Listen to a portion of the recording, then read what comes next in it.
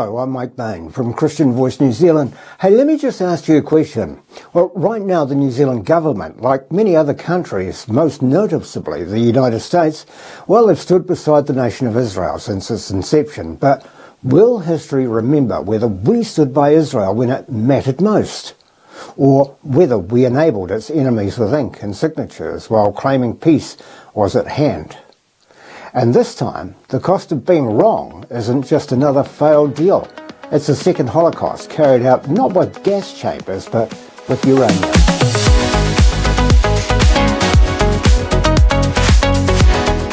Look, let's drop the illusions and face the moral reality.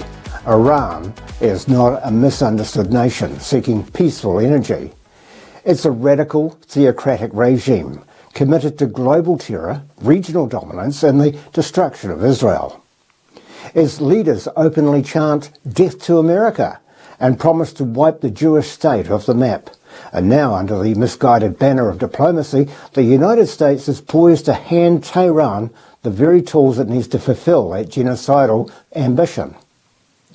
Now, despite public reassurances from American officials, even under a Donald Trump administration, the latest nuclear proposal would allow Iran to enrich uranium on its own soil. It's a stunning reversal of that red line that once formed the backbone of US policy. It's a deal built on wishful thinking and political expediency, not on historical reality or strategic sense. This isn't diplomacy, it's capitulation, and it may be the most dangerous one that we've ever seen. Iran's leaders have never been coy about their endgame. The Zionist regime is a cancerous tumour that will be removed, declared Ayatollah Ali Khamenei.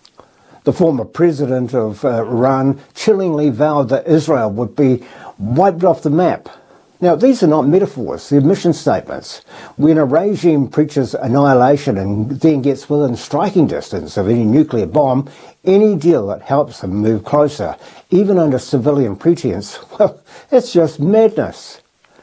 Iran's Islamic Revolutionary Guard Corps has built a network of proxy militias and terror groups designed to sow chaos across the region.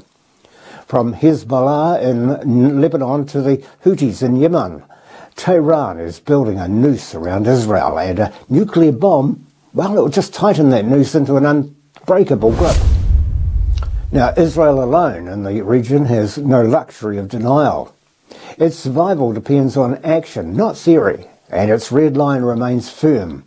Iran must never be allowed to obtain a nuclear weapon. Prime Minister Netanyahu has said it with unwavering clarity. He says, well, we will do whatever is necessary to defend ourselves against this genocidal regime.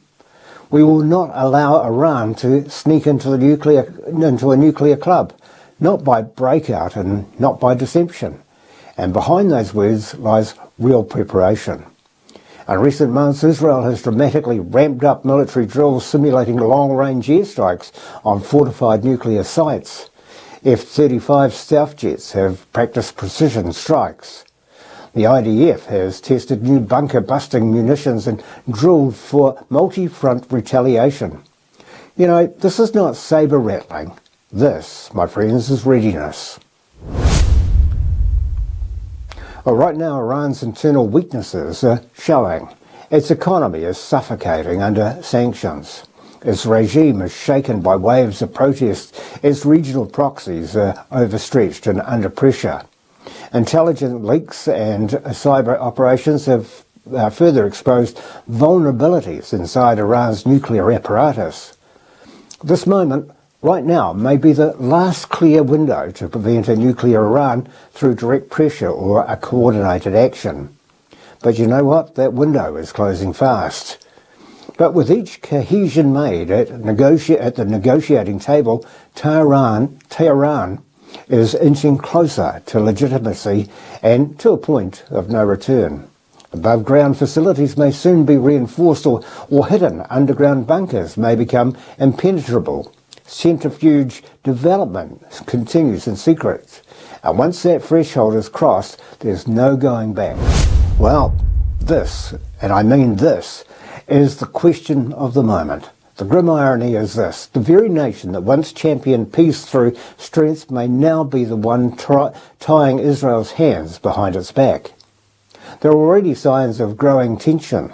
US officials have reportedly warned Israel not to sabotage the talks. But what happens if, or when, Israel concludes that diplomacy has failed, and the only option left is a surgical strike on Iran's nuclear infrastructure? Will the United States support that decision?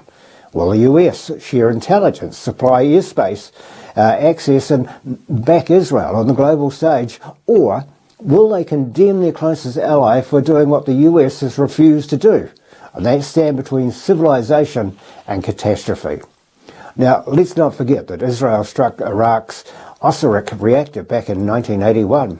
It destroyed Syria's covert reactor in 2007, and in both cases the world later breathed a sigh of relief. But if Israel goes alone against Israel, the cost could be staggering, economically, diplomatically, even military-wise. Yet Israel may still choose to act because the cost of inaction is far worse. Well, for the average American, a nuclear Iran may feel like a distant problem, but it's not. The moment Iran crosses the threshold, oil prices will skyrocket, terror proxies will grow bolder, regional war would explode overnight, threatening global trade routes and American military assets across the Gulf. For example, every aircraft carrier and embassy will become a target. And in the long term, what happens when Iran shares its nuclear knowledge with its terror allies? And what happens when the doctrine of martyrdom meets the logic of mutually assured destruction? Can the world really afford to find out? You know, there's a fork in the road ahead. Down one path lies cowardice disguised as diplomacy, a paper deal that allows evil to fester and grow under the false promise of peace. Down the other lies courage, the resolve to confront tyranny before it becomes unstoppable. One choice may delay conflict, the other may prevent a nuclear holocaust. But make no mistake, choosing delay is choosing conflict, just not on our terms. History will remember whether the United States, New Zealand and Israel's other allies stood by Israel when it mattered the most, or it may be that we enabled its enemies with ink and signatures while claiming peace was at hand. The clock is ticking, and this time the cost of being wrong isn't just another failed deal. It's the second Holocaust, carried out not with gas chambers but with uranium. But will it stop? Or will we shake hands with evil and call it diplomacy? Well, thanks for joining me today as we look at today's culture through the lens of the Bible. We're without a doubt seeing many pieces of the end times jigsaw coming together. And when you look at prophecy, the USA or a superpower like it, that won't, or that should be, cannot come to the aid of Israel in its last days. If you haven't already read Ezekiel chapter 38, I suggest you find the time. Now, if you can't understand Ezekiel 38, why don't you go and ask your God-bothering friend to help you interpret scriptures and reveal the reason that we speak so much about Israel, Iran, and the United States. As always, we love your comments. Hey, don't forget to subscribe here on YouTube and also on our website for our weekly newsletter. But let me leave you with this thought from Numbers 6. It says, "May the Lord bless you and keep you. The Lord make his face shine on you and be gracious to you. The Lord turn his face towards you and give you peace." Until next time.